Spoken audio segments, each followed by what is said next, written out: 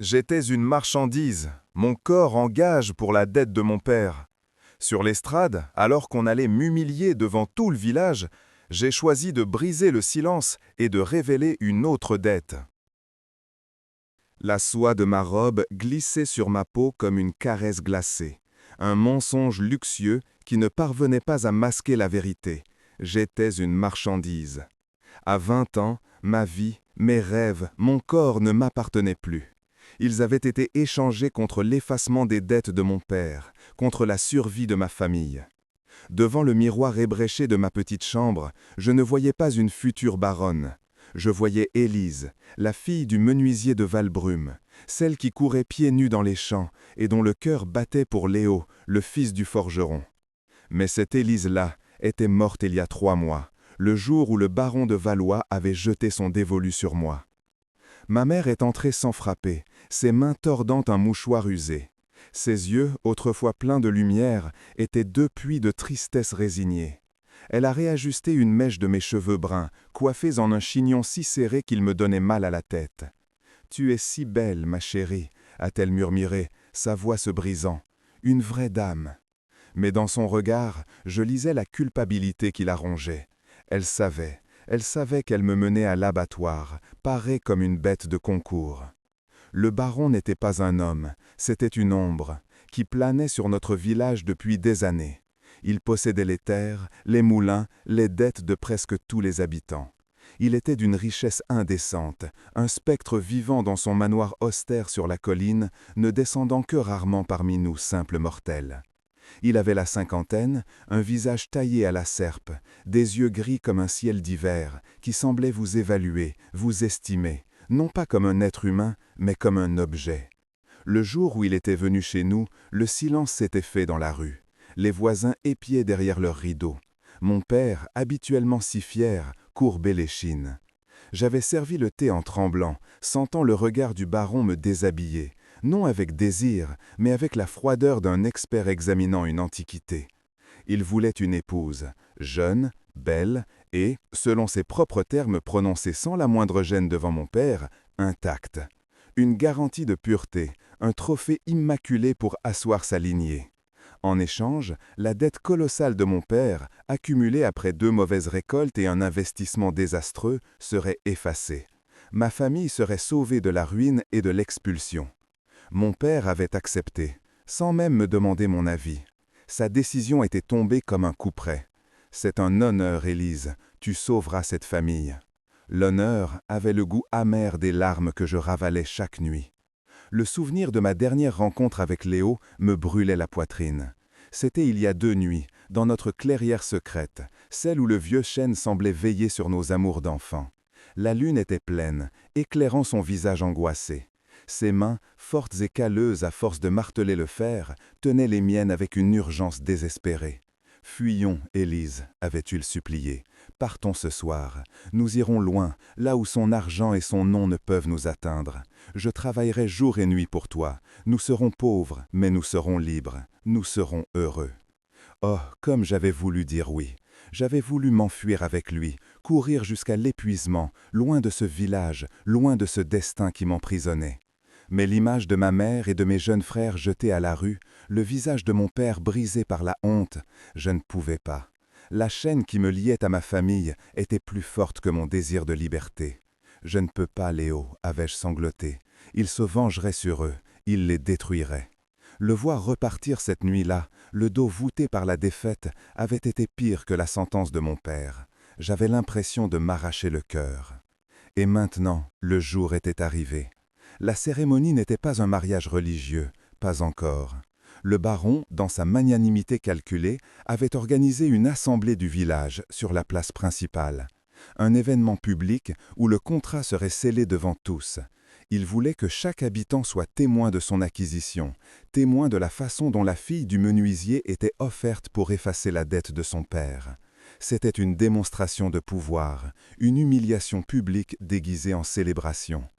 Quand mon père est venu me chercher, il n'a pas osé croiser mon regard. Son visage était un masque de fierté forcée.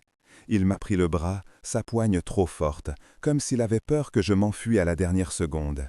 En sortant de notre modeste maison, un silence pesant s'est abattu sur la ruelle. Des visages aux fenêtres, des murmures qui s'éteignaient à notre passage. Je marchais la tête haute, fixant un point invisible devant moi, refusant de leur donner la satisfaction de voir mes larmes.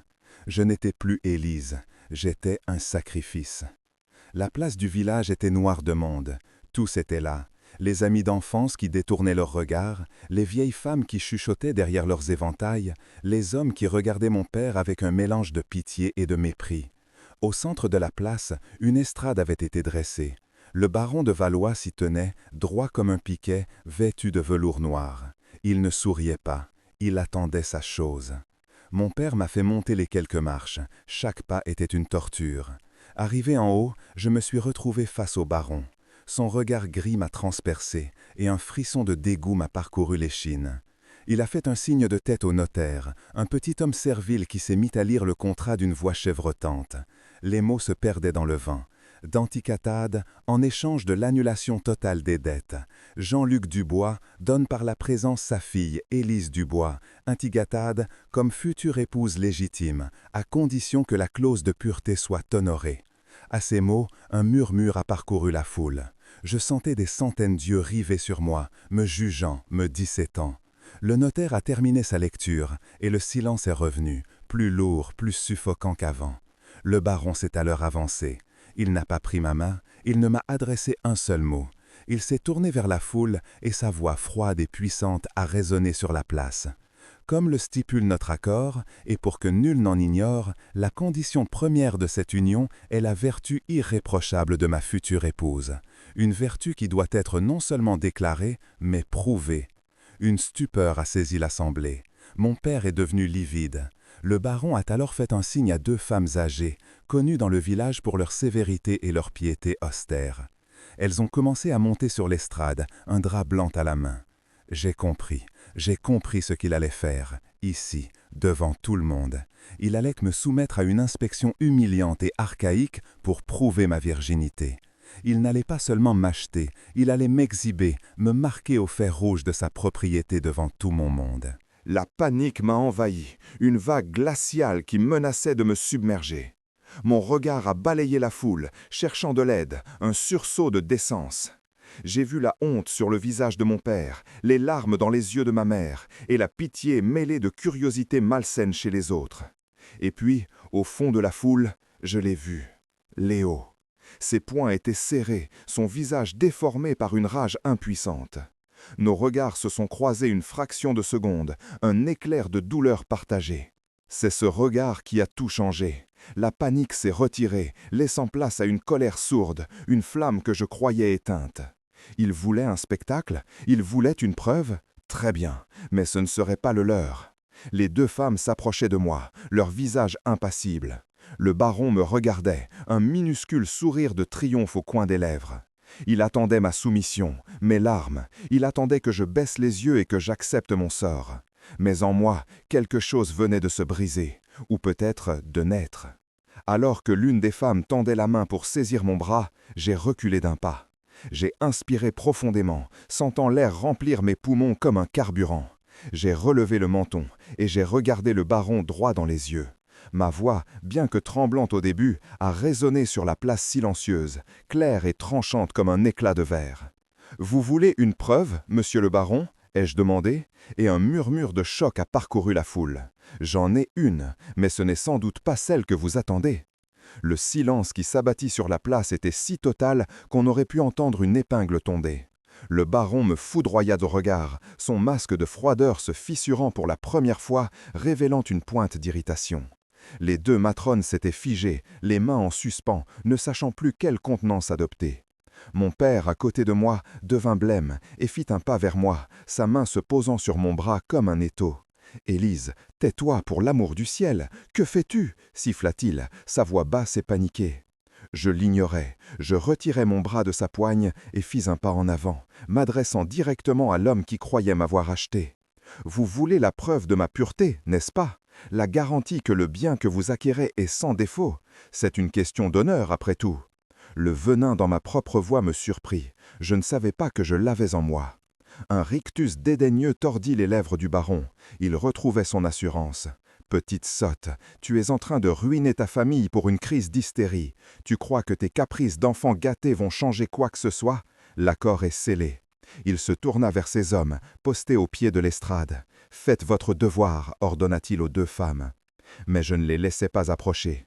Je me tournai vers les visages tendus de l'assemblée, mes voisins, les gens avec qui j'avais grandi. « Vous êtes tous venus assister à la signature d'un contrat, n'est-ce pas? L'effacement d'une dette contre moi. » Je marquai une pause, laissant le poids de mes mots s'installer. Mais connaissez-vous la nature de cette dette? Savez-vous comment un homme comme mon père, honnête et travailleur, a pu tomber si bas? Des murmures parcoururent la foule, les gens se regardaient, incertains. Mon père essaya de m'attraper à nouveau. « Assez, Élise !» Mais je reculai hors de sa portée. Mon regard se posa un instant sur Léo, qui me fixait avec une intensité féroce, un mélange de peur et de fierté dans les yeux. Cela me donna la force de continuer. « L'honneur, repris-je, ma voix gagnante en assurance, est au cœur de cette affaire. Un homme d'honneur paie ses dettes, nous sommes tous d'accord. Mais, je vous le demande, un homme d'honneur bâtit-il sa fortune sur la misère des autres? Un homme d'honneur utilise le désespoir de ses voisins pour les asservir? » Le visage du baron se durcit. Il comprit où je voulais en venir. « Silence !» tonna-t-il, sa voix claquante comme un coup de fouet. « Cette fille est folle, elle ne sait pas ce qu'elle dit. » « Oh, mais je sais très bien ce que je dis, monsieur le baron. » Je le regardais droit dans les yeux, refusant de fléchir. « Je parle d'une autre dette, une dette bien plus ancienne. Certains parmi vous, les plus âgés, se souviennent peut-être de la famille Martin. Ils possédaient le moulin près de la rivière. Des gens bien. Ils ont tout perdu il y a 10 ans. Un mauvais placement, a-t-on dit. Ils ont dû quitter le village en pleine nuit, couverts de honte. » Un frisson parcourut l'assemblée. Le nom des Martins réveillait de mauvais souvenirs, une histoire que l'on préférait oublier. Le baron avait racheté leur moulin pour une bouchée de pain. C'était le début de son emprise totale sur Valbrume. Ce n'était pas un mauvais placement, continuai-je, ma voix maintenant claire et forte. C'était un piège, un montage financier conçu pour les ruiner, un plan orchestré par un seul homme qui convoitait leurs biens. Je me tournai lentement vers mon père, dont le visage était baigné de sueur. Il me regardait avec des yeux suppliants. La honte et la peur le paralysaient. Le puzzle s'assemblait dans l'esprit des villageois. Je pouvais le voir dans leurs yeux écarquillés.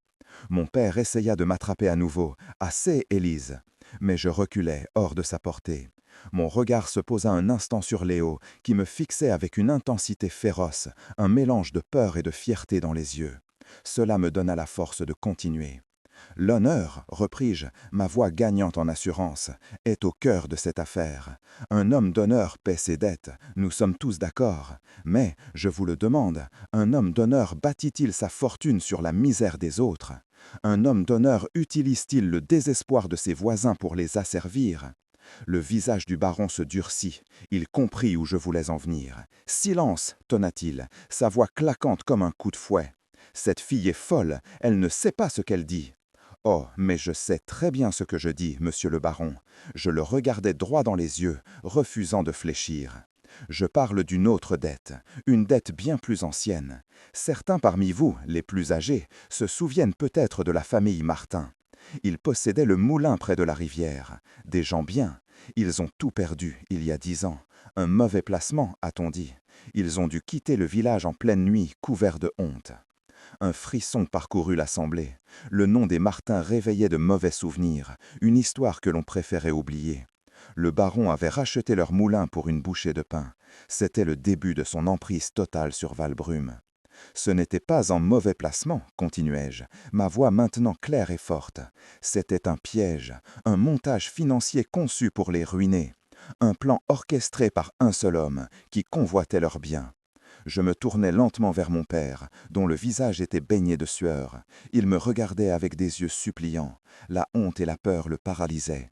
Le puzzle s'assemblait dans l'esprit des villageois. Je pouvais le voir dans leurs yeux écarquillés. Mon père était leur ami, leur conseiller, et le baron l'a forcé à participer à cette trahison. Il l'a menacé, l'a piégé à son tour. La dette que vous êtes venu voir effacée aujourd'hui, ce n'est pas de l'argent qu'il doit au baron, c'est le prix de son silence depuis 10 ans. Le scandale éclata. Ce n'étaient plus des murmures, mais des exclamations de stupeur et de colère. Tout le monde regardait mon père, qui s'était effondré sur les marches, la tête entre les mains, secouée de sanglots. Il ne niait pas, son silence était un aveu. Le baron de Valois était devenu livide. Son plan, sa démonstration de pouvoir, venait de voler en éclats. Il n'était plus le seigneur tout-puissant, mais un prédateur démasqué devant ses proies. Sa rage était volcanique. « Mensonge !» hurla-t-il, le visage congestionné. « Ce sont les divagations d'une femme hystérique qui cherche à échapper à ses devoirs. Elle n'a aucune preuve. »« C'est là que vous vous trompez, » dis-je calmement. Je plongeai la main dans le corsage de ma robe, là où j'avais caché mon seul trésor, ma seule arme. Ce n'était pas un bijou, c'était une lettre.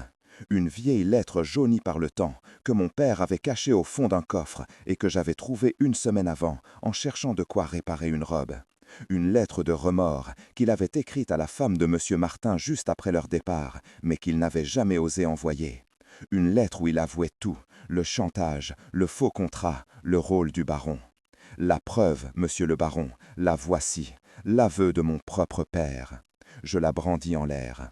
La fureur du baron ne connut plus de limite. Il ne cherchait même plus à sauver les apparences. Son unique désir était de me faire taire, de détruire la preuve. « Gardes !» beugla-t-il en me pointant du doigt. « Saisissez-vous de cette vipère et de ce papier, immédiatement !» Deux de ses gardes, des brutes épaisses qui lui servaient de laquais, se précipitèrent sur l'estrade. La foule recula effrayée. Je me sentis soudain très seul, ma colère s'évanouissant pour laisser place à une peur glaciale. Ils allaient me prendre la lettre, me traîner hors de la scène, et tout serait fini. Mon sacrifice aurait été vain. Mais alors que la main d'un des gardes allait s'abattre sur mon bras, une voix puissante et métallique retentit depuis la foule, couvrant le tumulte. « Attendez !» La foule s'écarta comme la mer Rouge. Un homme s'avança, grand et massif, ses bras aussi épais que des branches de chêne. Son visage était couvert de suie et il essuyait ses mains sur un tablier de cuir. C'était le père de Léo, le forgeron, un homme respecté de tous pour sa force tranquille et son honnêteté. Il monta les marches de l'estrade, se plaça entre les gardes et moi, un mur de muscles et de détermination.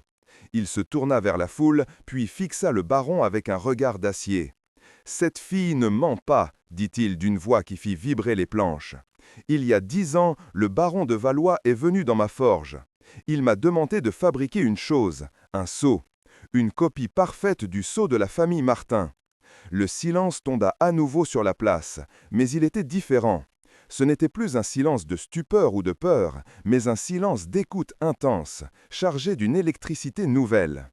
Chaque villageois était suspendu aux lèvres du forgeron. Mon cœur battait à tout rompre dans ma poitrine. Je n'étais plus seul. Le baron de Valois, pris de court par cette intervention inattendue, dévisagea le forgeron avec une haine pure. « De quoi vous mêlez-vous, rustre? Votre mémoire vous joue des tours. Retournez à vos enclumes avant de dire des bêtises que vous pourriez regretter amèrement. » Mais le forgeron ne scilla pas. Il était planté là, solide comme le roc. « Ma mémoire est aussi fiable que l'acier que je travaille, baron. Je me souviens parfaitement de votre visite. Vous m'aviez dit que c'était pour un cadeau, une réplique commémorative pour la famille Martin. Vous m'aviez bien payé pour mon travail et mon silence. J'étais jeune, j'avais besoin d'argent. Je n'ai pas posé de questions. » Il fit une pause, son regard balayant l'assemblée. « J'ai eu honte de moi pendant 10 ans, honte de n'avoir rien dit quand j'ai vu cette pauvre famille partir sans rien. » Il se tourna de nouveau vers le baron et sa voix se fit plus dure. « Mais aujourd'hui, le silence est terminé. Ce sceau, je l'ai fabriqué. Et je suppose qu'il a servi à signer de faux documents, n'est-ce pas? Des documents qui ont ruiné un homme bon. » Une vague de colère gronda dans la foule. L'histoire du sceau était le chaînon manquant, la confirmation brutale de ce que j'avais avancé. La trahison n'était plus une accusation, elle devenait un fait tangible, forgé dans le fer. Les gardes du baron hésitaient, regardant leur maître, puis le forgeron, dont la stature imposante suffisait à les tenir en respect. Léo avait rejoint son père sur l'estrade, se plaçant à mes côtés. Son regard me disait « Je suis là, tu n'es pas seul ». Le baron, sentant le vent tourner, tenta une dernière manœuvre. Il éclata d'un rire forcé et méprisant. « pathétique, un menuisier pleurnichard, sa fille enragée et un forgeron à l'imagination fertile. Voilà vos grands témoins. C'est votre parole contre la mienne. Et je vous rappelle à qui appartiennent ces terres, ces maisons, ces emplois. Pensez-y à 2 fois avant de choisir votre camp. La menace était claire. Il jouait sa carte maîtresse, le pouvoir économique. Il pouvait les affamer, les expulser. La peur recommença à s'insinuer dans les regards. Les villageois se regardaient, leur juste colère luttant contre l'instinct de survie. C'est alors que mon père, qui était resté prostré, se releva lentement. Les larmes avaient tracé des sillons sur son visage poussiéreux. Il n'osait pas me regarder, ni le baron. Il regardait la foule, ses amis, ses voisins. « Il a raison, dit-il d'une voix brisée mais audible. C'est ma parole. Et ma parole, jusqu'à aujourd'hui, ne valait pas grand-chose. J'ai été un lâche, j'ai trahi mon ami, j'ai sacrifié ma fille, tout ça par peur. » Il releva enfin la tête et son regard croisa celui du baron. Il y avait une nouvelle lueur dans ses yeux, non pas de défi, mais d'une dignité retrouvée dans la honte. Mais la peur ne peut pas tout justifier. Ce qu'Élise a dit, ce que le forgeron a dit, c'est la vérité. Il se tourna vers moi, et pour la première fois depuis des mois, il me regarda comme sa fille, et non comme une solution à ses problèmes. « Pardonne-moi, Élise, pour tout. » C'était trop. Mon armure de colère se fendit, et les larmes que j'avais retenues si longtemps se mirent à couler sur mes joues. Mais ce n'étaient pas des larmes de tristesse, c'étaient des larmes de soulagement. Le baron, voyant que la situation lui échappait complètement, perdit tout contrôle. Sa sophistication n'était qu'un vernis qui venait de craquer, révélant la bête brute en dessous. « Assez !» hurla-t-il. Il sortit de sa poche un sifflet et y souffla un son strident et perçant. Presque immédiatement, d'autres hommes bien plus armés et menaçants que ses gardes habituels émergèrent des ruelles environnantes. Des mercenaires à la solde du baron, tenus en réserve au cas où. Ils se déployèrent autour de la place, bloquant les sorties, leurs visages durs ne laissant aucune place à la pitié. La peur, bien réelle cette fois, saisit la foule qui se tassa sur elle-même. Le baron remonta sur l'estrade, un sourire mauvais aux lèvres. Il était de nouveau en position de force. L'heure des discussions est terminée. Puisque la raison ne suffit pas, la force le fera. Il me désigna du doigt. « Prenez la fille, et saisissez-vous du menuisier et du forgeron.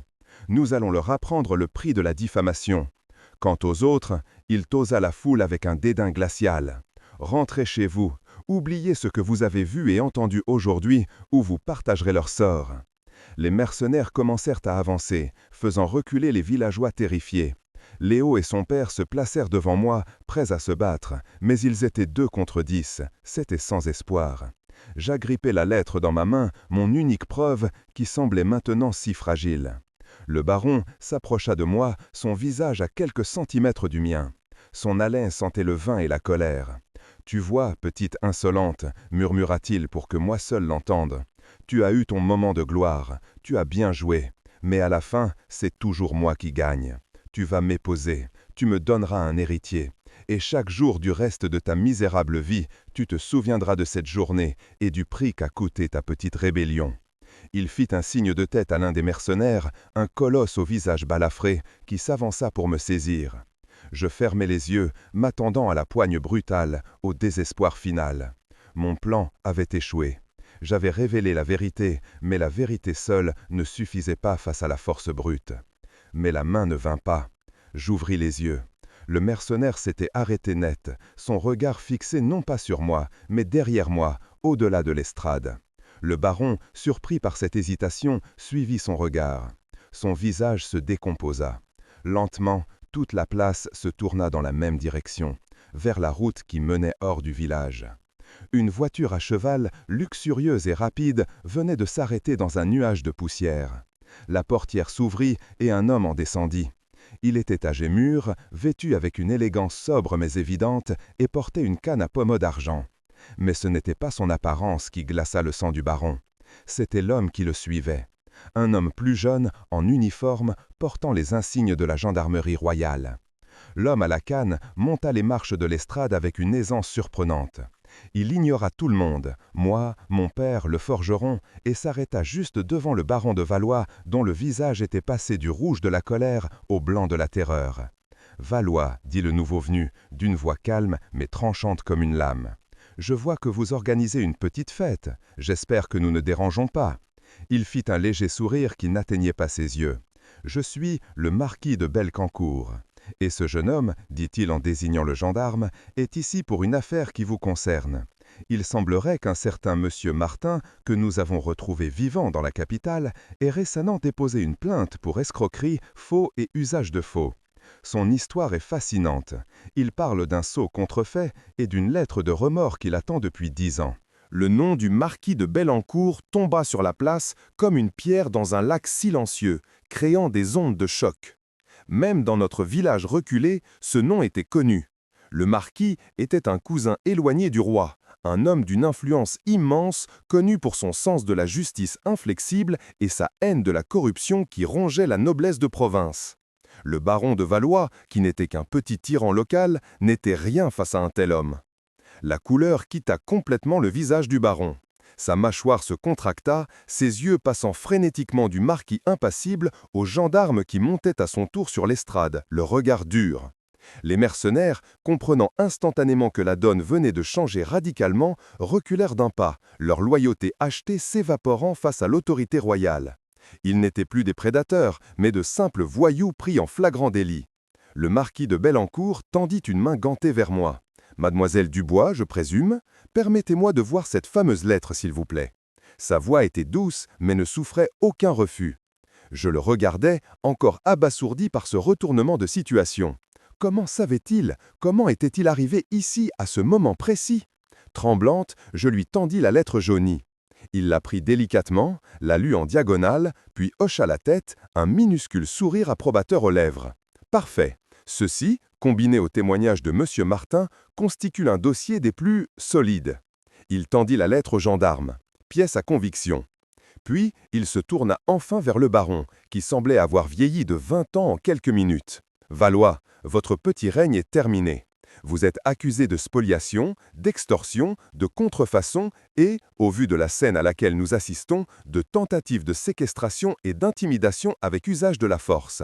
Une liste assez longue pour vous garantir un long séjour loin de l'air pur de Valbrume. » Le baron tenta un dernier bluff. « Marquis, c'est un malentendu, ces paysans racontent n'importe quoi, ma réputation. » « Votre réputation, baron, est précisément ce qui vous a perdu, le coupa le marquis, sa voix se glaçant.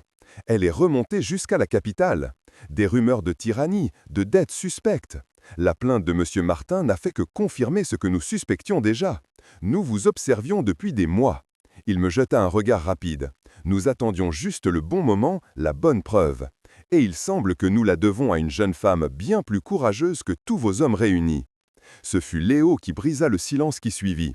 Son visage rayonnait. « Mais comment saviez-vous pour aujourd'hui, pour la lettre ?» Le marquis sourit pour la première fois, un vrai sourire cette fois. « Après votre dernière rencontre avec mademoiselle il y a 2 nuits, vous n'êtes pas rentré directement à la forge, n'est-ce pas, jeune homme? Vous étiez désespéré. Vous avez sellé le cheval le plus rapide de votre père et vous avez galopé toute la nuit jusqu'à la ville la plus proche pour alerter la gendarmerie. Vous leur avez parlé de l'Assemblée, de l'injustice qui allait être commise.